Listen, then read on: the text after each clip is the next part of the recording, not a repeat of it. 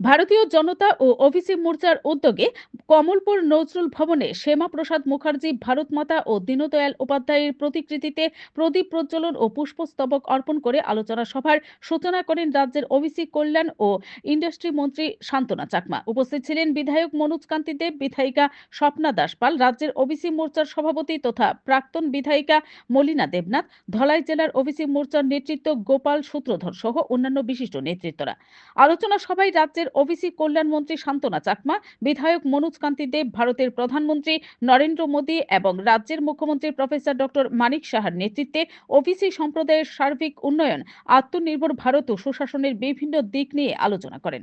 Bureau report, BTV Tripura news. Community আমাদের যে বিভিন্ন ধরনের আমরা বিভিন্ন কাস্টের যে বসবাস করি, আমাদের জাতি জনজাতি প্রত্যেকের জাতি গোষ্ঠী আমরা এগিয়ে যেতে পারবো।